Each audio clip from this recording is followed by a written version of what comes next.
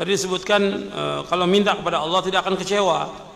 Ya, jelas dia akan kecewa kalau minta kepada Allah SWT. Kalau kepada manusia pasti akan kecewa. Kalau kepada Allah, Allah yang memiliki segala sesuatu, Allah yang berikan. Kita nggak minta, Allah sudah berikan kepada kita. Ya, apa yang ada pada kita Allah yang berikan. Udara Allah yang berikan, air Allah yang berikan, semua Allah berikan. Kemudian kita minta lagi kepada Allah, kita nggak akan kecewa. Artinya semuanya akan dapat ganjaran. Saatnya belum dikabulkan permintaan kita, tetap jadi celengan di akhirat. Selama syarat-syarat doa itu kita penuhi. Saya sebutkan tentang adab-adab doa dan syaratnya, saya sebutkan dalam buku doa dan wirid. Nanti antum bisa baca di buku saya doa dan wirid. Kalau minta pada manusia, jangan kecewa. Karena pertama kita menghinakan diri pada dia. Yang kedua belum tentu dikasih. Hatta orang yang kaya kadang-kadang cuma janji aja pada kita. Belum tentu juga memberikan. Kecewa kita nantinya. Tapi kepada Allah nggak akan kecewa.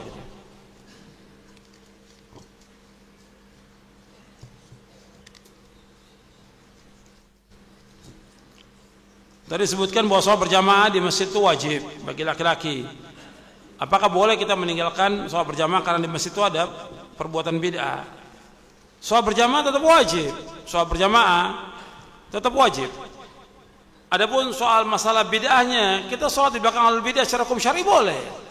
Saya jelaskan dalam buku Syarah Aqidah Ahlussunnah wal Jamaah, dan disebutkan oleh seorang ulama salaf, "Shalli wa alaihi bid'atu." Kamu sholat di belakang ahlul bid'ah itu dan dia yang menanggung bid'ahnya. Kecuali kalau bid'ahnya itu sampai mengeluarkan dia orang itu dari Islam, maka nggak boleh kita sholat di belakangnya. Apakah qada dan qadar itu bisa dirubah? Dari mana kita tahu dirubahnya? Seperti gelas ini kita tahu nih, di sini tempatnya berubah di sini. Sekarang yang asalnya kita nggak tahu, bagaimana? Taunya berubah dari mana? Ini ketetapan Allah SWT. Ada sebagian ulama menyebutkan tentang ayat wa yamhullahu ma yasha wa yuthbit. Allah menghapus apa yang Allah kehendaki dan Allah menetapkan. Adapun yang lauh mahfuz nggak akan berubah. Rufi'atil aqlam wa jaffatis suhuf. Adapun yang di tangan malaikat bisa berubah. Di tangan malaikat. Yang di lauh mahfuz nggak akan berubah.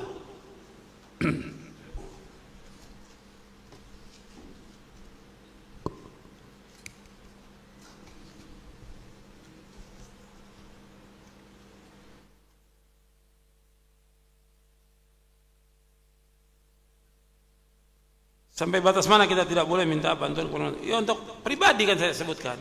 Kalau untuk kepentingan maslahat umum, supaya bangun masjid atau kita bangun pondok atau keperluan untuk jalan umum, yang nggak mungkin kita sendiri menanggungnya. Atau juga seperti umumnya kita di masyarakat kita banyak anak yatim, kita nggak mungkin tanggung sendiri. Ya kita minta kepada kaum muslim untuk bantu sama-sama. Bukan untuk pribadi. Bagaimana menampung anak yatim yang sekian banyak ini? Mereka nggak tahu tentang orang tuanya sudah meninggal, pendidikannya nggak ada, mereka perlu nafkah dan juga perlu pendidikan. Maka kita galang kaum muslimin untuk membantu, ta'awun. Atau juga seperti bantuan untuk Palestina, bantuan untuk Syria atau yang lainnya. Kita galang kaum muslimin, kita minta kepada mereka untuk kaum muslimin.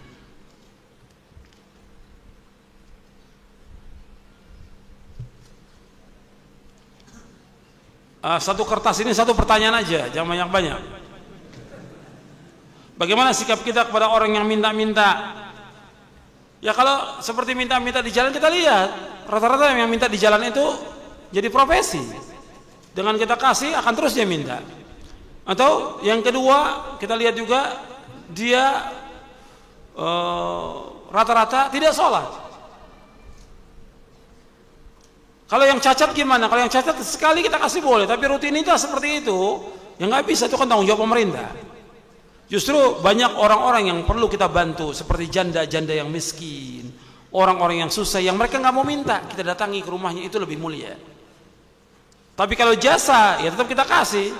Kalau jasa, ya umumnya dia parkirkan mobil kita, atau dia menolong kita di jalan, kemacetan dia bantu, jasa nggak apa-apa kita berikan. Tapi orang minta-minta, jangan. Sebab itu jadi kebiasaan buat dia selama-lamanya seperti itu. Makanya kalau bisa kita laporkan ke pemerintah yang memberikan jalan keluar bagaimana yang terbaik.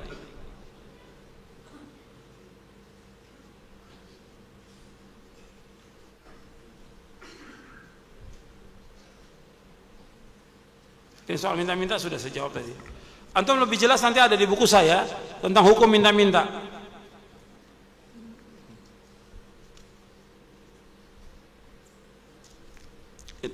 Itu duduk itu. Yang belakang duduk. Duduk ah. Iya. Iya. Duduk. Duduk ah. Catat biar manfaat. Iya.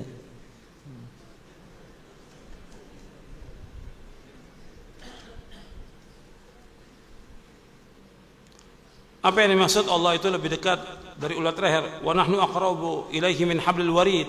Disebutkan dalam tafsir Katsir maksudnya malaikatuhu. Arti kami lebih dekat itu para malaikat, lebih dekat dari urat leher seorang hamba. Dan Allah juga dekat, yang perlu Allah dekat. Tapi dekatnya Allah jangan disamakan dengan dekatnya makhluk. Allah tetap berada di atas langit. Wa idza sa'alaka 'ibadi 'anni fa inni qarib. Apabila hamba-hambaku bertanya kepadamu Muhammad tentang aku, katakan aku dekat. Dekat Allah tetap di atas langit. Allah tetap berada istiwa di atas arsy dan Allah dekat dengan hambanya. Jadi jangan disamakan dengan makhluk. Allah laisa kamitslihi syai'un wa huwas samiul basir.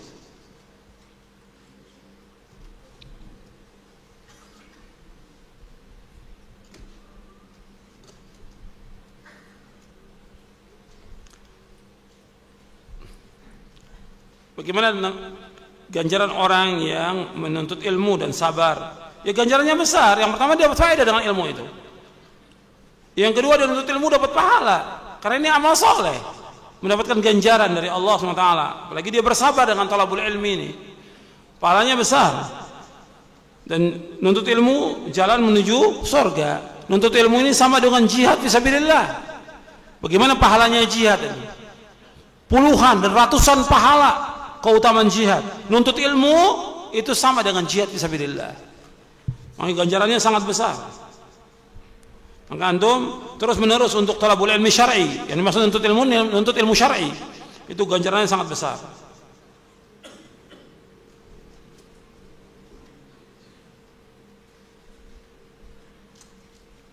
Apabila kita pernah melakukan perbuatan dosa, ya, mengambil, mencuri, dan kemudian kita menyadari setelah kita dewasa, ya taubat kepada Allah, bertaubat dengan taubatan nasuha, dengan taubat yang jujur, dengan taubat yang ikhlas, yang tidak mengulangi perbuatan itu.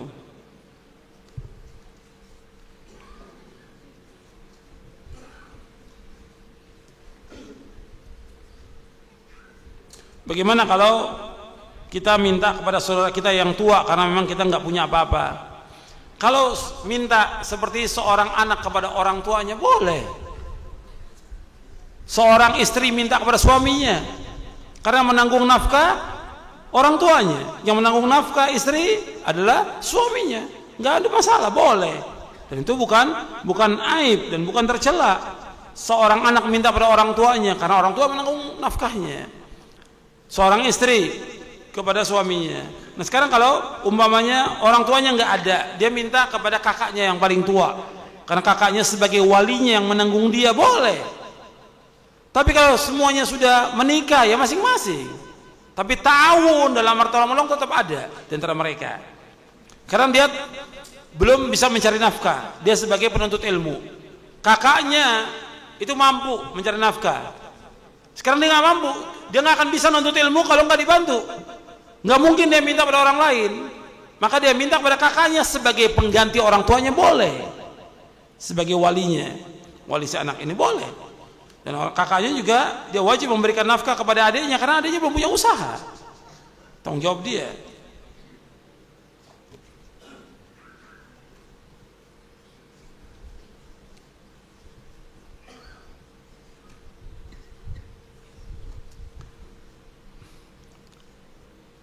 Bagaimana tentang orang yang terjebak dalam perbuatan onani?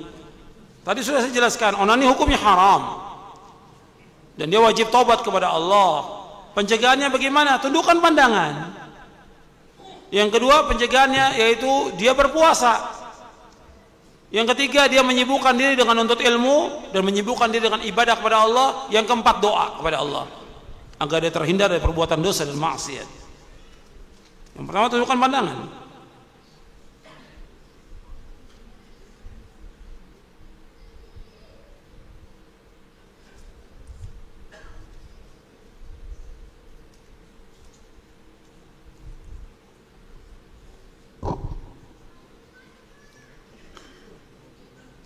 Tadi disebutkan bahwa kita menuntut ilmu untuk diamalkan, bukan untuk koleksi ilmu.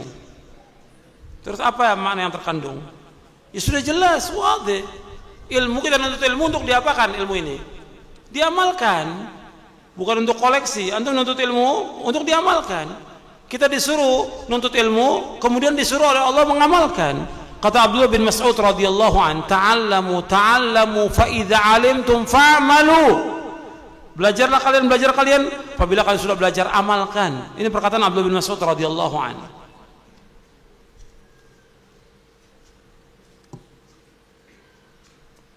Apakah boleh seorang pakai baju yang ada lambang salibnya? Tidak boleh.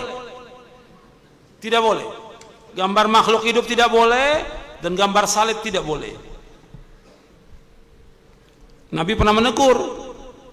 Sahabat siapa yang Nabi pernah tegur? Siapa yang ingat? Sudah kelas berapa yang sudah belajar kitab tauhid? Nabi pernah menegur seorang sahabat yang di lehernya ada salib. Sahabat siapa? Belum baca kitab tauhidnya atau belum belajar? Siapa yang bisa angkat tangan? Enggak ada yang tahu. Allahul musta'an. Iya. Naam. Ahsan. Adi bin Hatim. Jadi Adi bin Hatim dari agama Nasrani, kemudian ketika masuk Islam ada salib. Maka Nabi menyuruh membuang salibnya. Ada gambar salib, disuruh buang oleh Rasulullah. Kemudian setelah itu dibacakan ayat di dalam surah At-Taubah di ayat 31. Jadi nggak boleh ada salib, itu nggak boleh, lambang salib nggak boleh.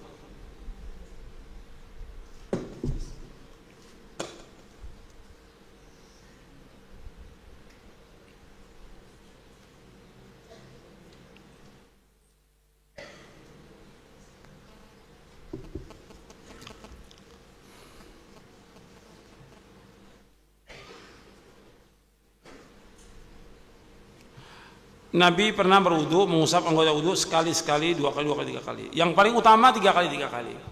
Yang wajib sekali. Tapi untuk mengusap kepala itu ya sekali. Itu yang paling kuat riwayatnya dalam hadis riwayat Abu Daud, wa masah bi ra'si wahidatan. Kata Ali bin Abi Thalib radhiyallahu anhu, dan Nabi mengusap kepalanya satu kali.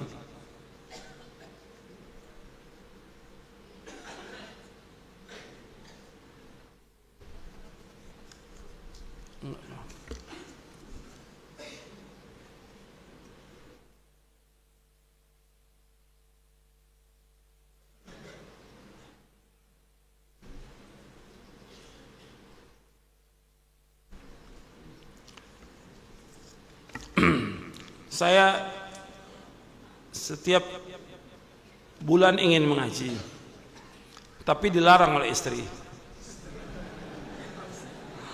Bagaimana menghadapinya?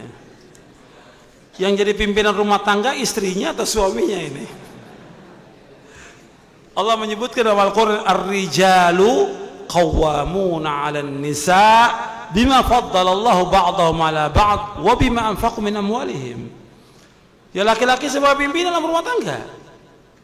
Laki-laki pemimpin bagi wanita dengan sebab kelebihan yang Allah berikan keutamaan atas laki-laki atas wanita, dan dengan sebab yaitu suami memberikan nafkah kepada istrinya. Jangan dibalik. Jangan an-nisa qawwamat 'ala rijal. Perempuan sebagai pemimpin. Justru si laki-laki jelaskan, diajak istrinya untuk ngaji. Memang kalau kita lihat ini sekarang ini ya termasuk akhir zaman ya. Yang mimpin di rumah tangga itu perempuan. Si laki-laki sami'na wa ata'na sama istrinya. Allahul musta'an. Ya tunggu kehancurannya kalau seperti ini. Justru dia harus tegas kepada istrinya. Bukan diktator, dia harus tegas. Dan sejak awal dia menikah, dia jelaskan kewajiban kamu sebagai seorang istri taat pada suami. Jelaskan kepada dia. Pertama kali nikah, begitu selesai akad nikah, jelaskan kepada dia bahwa kewajiban kamu kepada suami wajib taat. Dan jelaskan kepada dia bahwa surga kamu tergantung dari suami. Kalau kamu taat kepada suami, kamu akan masuk surga. Kamu tidak taat, kamu masuk neraka. Jelaskan dari awal seperti itu. Dari awal akad nikah jelaskan. Dan itu yang seperti dijelaskan oleh Rasulullah. Ada seorang istri yang mengadu kepada Rasulullah tentang suaminya. Dia sudah kerjakan semua pekerjaan yang diperintahkan suaminya, tapi tetap dia masih lelah, letih. Kata Rasulullah, "Unduri aina anti minhu fa innahu jannatuki wa naruki." Perhatikan tentang suami kamu, karena suami kamu surga kamu dan neraka kamu. Kalau kamu taat pada suami, kamu masuk surga. Kalau kamu tidak taat, kamu masuk neraka. Jadi suami yang mengatur istrinya untuk pakai jilbab, kemudian suruh sholat yang 5 waktu, kemudian juga disuruh dia ngaji, nuntut ilmu, itu suami. Jangan dibalik. Karena sekarang juga suami dia punya duit, semuanya diambil sama istrinya. Ini bodoh nih suami ini. Karena punya uang semua dipegang oleh istrinya, nggak boleh. Dia megang, istrinya si suami yang mengatur. Kalau suami punya istrinya 2, semuanya diambil, zalim pada istri yang kedua. Justru dia yang megang uangnya itu si suami yang memberikan. Karena apa? Suami punya tanggung jawab berat. Dia harus memberikan nafkah kepada orang tuanya, dia harus memberikan nafkah kepada istrinya, dia harus memberikan nafkah kepada anaknya, dia harus membantu saudaranya yang susah, dia harus memberikan infak kepada orang-orang yang membutuhkan. Nggak bisa diberikan kepada istrinya. Yang penting dia memberikan sesuai dengan kebutuhan si istri. Berapa kebutuhannya dikasih, bukan seluruhnya diambil. Bahkan ATM-nya suami diambil juga sama istrinya. Justru dia sebagai kepala rumah tangga, dia ngatur semuanya. Dia yang jelaskan bahwa kamu kewajiban kamu taat pada suami. Saya wajib memberikan nafkah sesuai dengan kebutuhan kamu, masing-masing kebutuhannya. Sebab dia punya tanggung jawab berat. Dia kadang punya istrinya 2, kadang 3, atau dia punya orang tua yang miskin. Semua diketahui oleh istri, nggak boleh. Bahkan kadang-kadang dia mau kerja minta sama istrinya buat ongkos. La haula wala quwwata illa billah. Menghinakan diri kepada istri, nggak punya izzah sama sekali. Ya pantas seperti itu, dijewer sama istrinya. Ini kebodohan yang luar biasa, kebodohan. Suami yang megang uang, dia yang ngatur semua dalam rumah tangga. Bukan berarti diktator, bukan berarti nggak ada musyawarah. Musyawarah tetap jalan dalam rumah tangga itu. Tapi dia yang mengatur semuanya.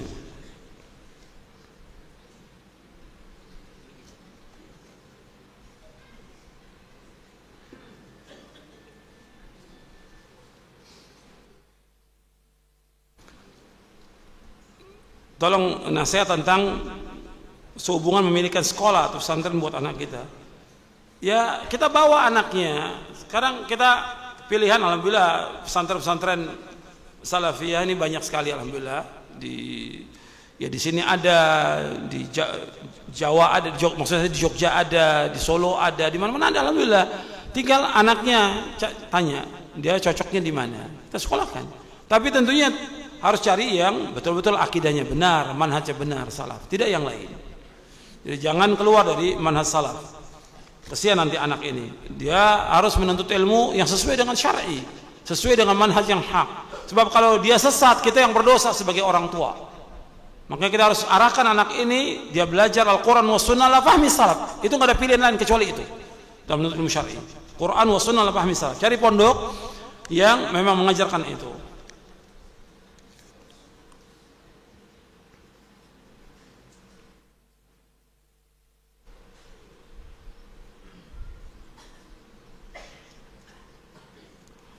Apakah paha itu termasuk aurat?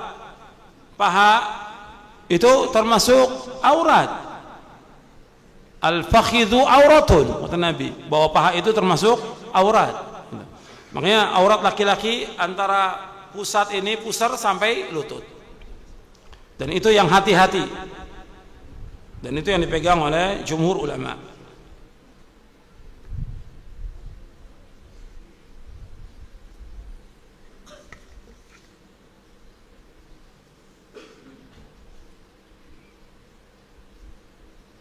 Bagaimana supaya kita bisa menjaga batas-batas Allah?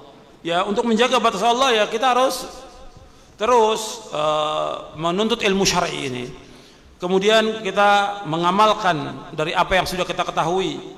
Kemudian juga kita minta kepada Allah agar Allah memberikan kepada kita keteguhan, istiqamah dan kekuatan dalam melaksanakan batas-batas Allah ini.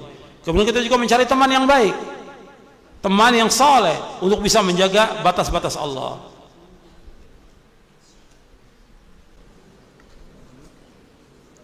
Bagaimana kalau pemerintah itu zalim? Apakah kewajiban kita untuk taat tetap ada? Kewajiban taat tetap ada. Bahkan Nabi menyebutkan dalam hadis Muslim, tetap engkau taat kepada ulil amri, wa in akhadha malak wa in daraba dhahrak. Meskipun dia ambil harta kamu, meskipun dia pukul punggung kamu, tetap wajib taat kepada penguasa yang zalim. Enggak boleh kita memberontak pada mereka, enggak boleh.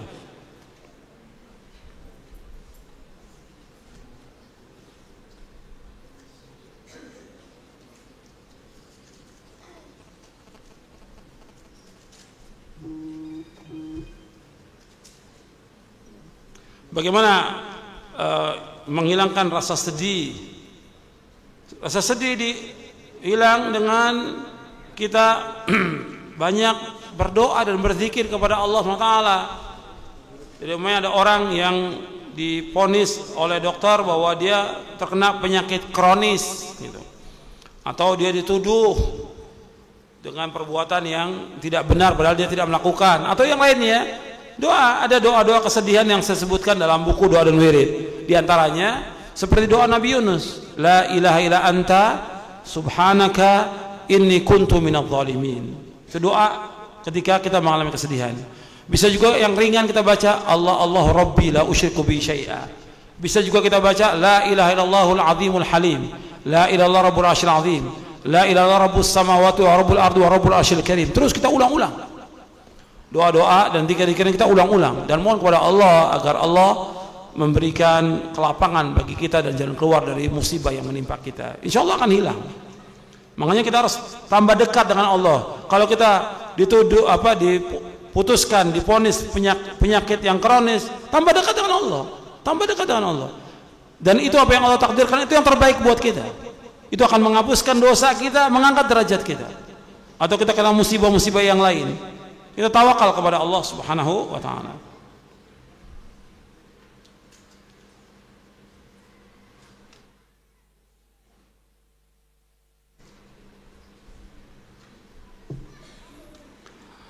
Tentang masalah doa, ya yang terbaik kita berdoa. Di sini pertanyaan, bagaimana bolehkah doa dengan bahasa Indonesia? Ya kalau di luar sholat nggak ada masalah dengan bahasa Indonesia. Tapi yang terbaik kita doa ambil yang dari Nabi. Doa-doa yang ma'thur dari Rasulullah SAW. Doa yang ma'thur dari Rasulullah itu kita panjatkan. Karena ketika Nabi berdoa dengan yang paling baik dan yang dikabulkan oleh Allah Subhanahu wa ta'ala. Seperti umpamanya doa minta kepada Allah agar kita diberikan ilmu yang bermanfaat. Kita berlindung kepada Allah dari ilmu yang tidak bermanfaat. Kita minta kepada Allah agar kita diberikan kesehatan, dijauhkan dari penyakit dan malapetaka. Kita minta kepada Allah agar kita diberikan keselamatan. Kita minta kepada Allah agar kita diampuni semua dosa kita. Kita minta kepada Allah agar dimasukkan ke surga, jauhkan dari api neraka dan yang lainnya. Doa-doa yang bermanfaat. Dan itu ada dari Nabi semuanya.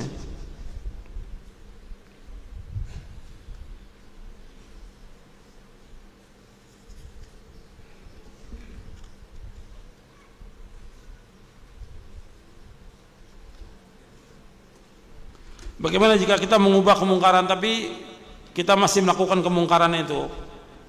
Ya kita berusaha untuk berhenti. Kalau kita melarang orang, umpamanya kita melarang orang merokok, sedangkan orang itu masih merokok, perbuatan dia melarang itu nggak ada masalah, dia mengkemungkaran, tapi dia wajib untuk berhenti dari kemungkaran itu. Nggak boleh dia terus melakukan kemungkaran. Dia wajib untuk bertaubat kepada Allah. Dan berat orang yang tahu kemungkaran dia tetap masih melanggar, hukumannya berat di dunia maupun nanti di akhirat.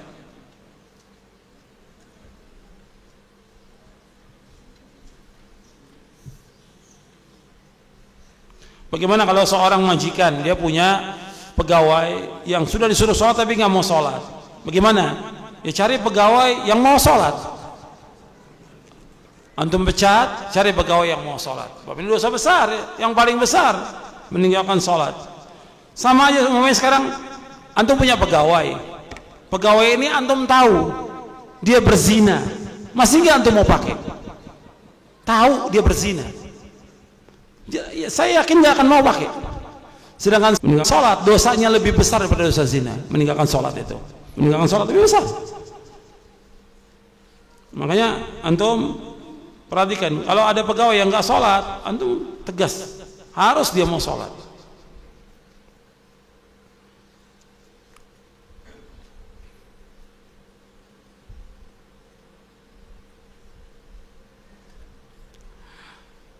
Kenapa ada sebagian sahabat disebutkan dengan radhiyallahu anhuma dan sebagian disebut radhiyallahu anhu?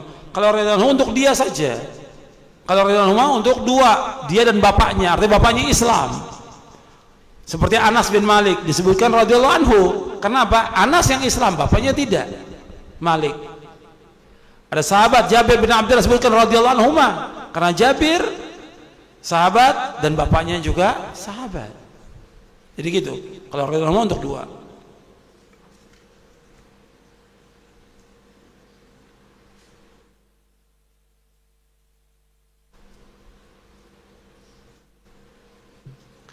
Apakah Allah Ta'ala akan senang jika seorang hamba minta kepada Allah terus menerus kepadanya? Allah sangat senang kepada hambanya apabila seorang hamba terus menerus minta kepadanya.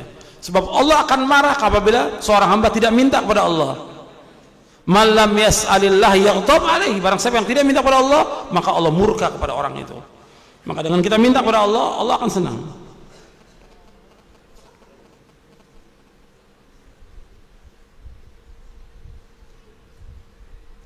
Apakah boleh kita dengan sesama teman kita minta tolong seperti mengambilkan buku atau mengantarkan makanan atau yang lain? Boleh. Ini dalam rangka ta'awun 'alal birri wa taqwa. Seorang ustadz menyuruh muridnya untuk mengambilkan sesuatu. Ini boleh. Kenapa? Dalam rangka tolong menolong sama kaum muslimin. Ta'awun 'alal birri wa taqwa.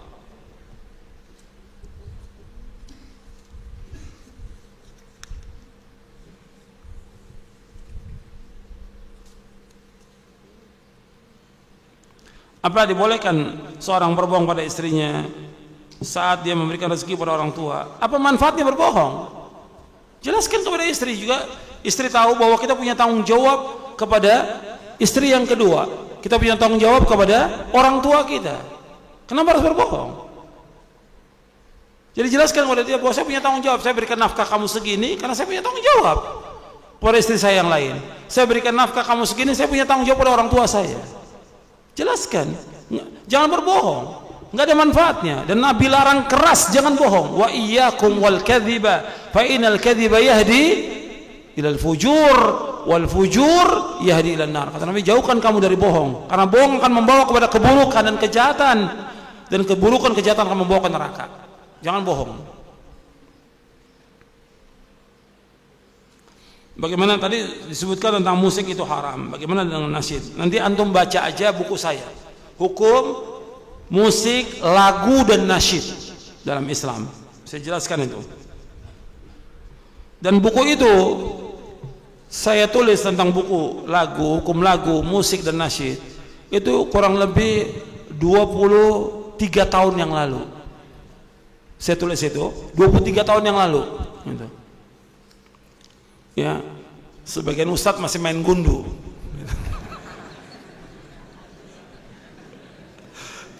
Artinya saya rapikan lagi, dan itu pernah saya sampaikan. Dan ada kasetnya, 2 kaset 23 tahun yang lalu itu tentang hukum lagu dan musik.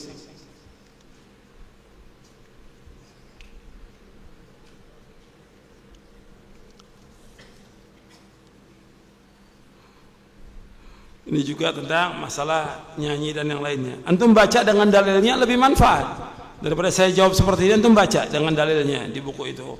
Karena banyak pertanyaan yang kadang-kadang orang nggak puas, kecuali dibawakan keterangan atau dalil.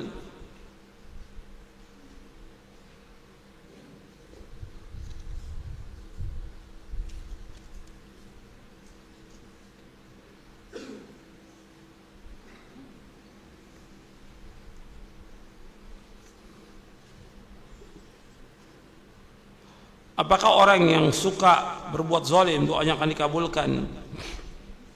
Yang dikabulkan itu doa orang yang dizalimi. Wattaqi da'watal mazlum. Kata Nabi, hati-hati kepada doanya orang dizalimi. Kalau dia berbuat zalim, ya enggak dikabulkan doanya oleh Allah SWT. Tapi orang yang dizalimi doanya akan dikabulkan.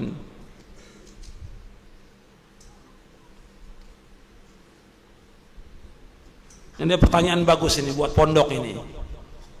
Bolehkah saya minta keringanan biaya anak? Ini pertanyaan bagus buat pondok. Sekarang kepada yang bertanya dan kepada ikhwan yang lain, saya ingin jelaskan. Pondok ini butuh biaya. Untuk kelangsungan pondok ini butuh biaya.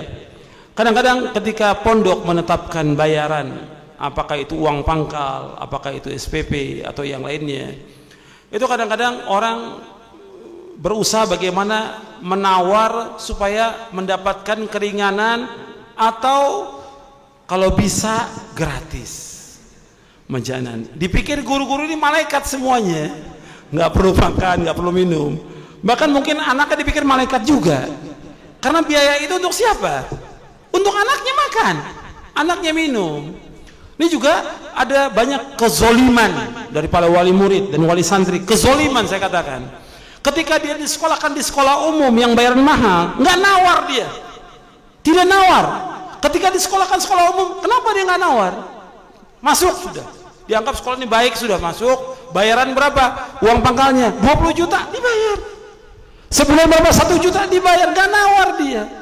Tapi giliran pondok dicari yang paling murah. Dianggap pondok ini sabil, sabilillah, sudah. Gurunya malaikat.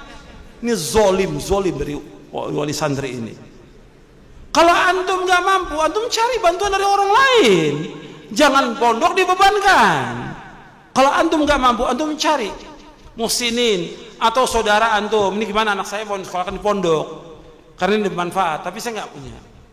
Kalau betul-betul nggak punya, ya minta bantuan keluar, jangan ke pondok. Justru pondok perlu bantuan. Kalau antum dikasih bayaran berapa sekarang sebulan? 500.000. Kalau bisa antum bayar 600.000. Mestinya begitu untuk memajukan pondok. Maka banyak pondok-pondok itu yang kemudian akhirnya nggak maju-maju dan nggak berkembang karena kezoliman wali santri. Kezoliman wali santri. Mestinya dia bantu pondok itu. Kalau perlu bayar 1 juta. Kalau perlu, ini kan pondok lagi ngebangun. Kalau perlu sekarang Ustaz saya bayar buat 2 tahun. Supaya apa? Bisa uangnya dipakai buat ngebangun. Meringankan pondok daripada harus minta-minta keluar. Dia sibuk sudah ngajar dari pagi sampai sore, harus keluar lagi cari sumbangan. Mesti wali santri yang punya tanggung jawab seperti itu. Coba saya ajak berpikir yang seperti ini. Ini terjadi. Sekarang dia punya anak 2 dan ini terjadi wakil. Saya katakan wakil ini. Yang satu di pondok, yang satu di sekolah umum. Yang di sekolah umum semua dibayar lunas. Yang di pondok ngutang. Zolim atau tidak seperti itu? Zolim. Ini wakil nyata saya katakan ini. Saya berapa kali ke pondok-pondok, saya lihat gimana. Ustaz, saya buat pembangunan nggak ada. Coba sekarang saya lihat bayarannya. Bayarannya ini banyak yang nunggak Ustaz. Minta tagih. Kalau tidak kasih hukuman, tidak boleh masuk lagi. Atau dipecat anaknya. Ketika ditagih pada bayar semuanya, alhamdulillah berjalan lancar pondok itu lagi. Di beberapa tempat ini, yang saya lihat beberapa tempat. Gitu. Karena mudir pesantren ngadu, Ustaz gimana solusinya? Solusinya tagih. Gitu. Solusinya tagih.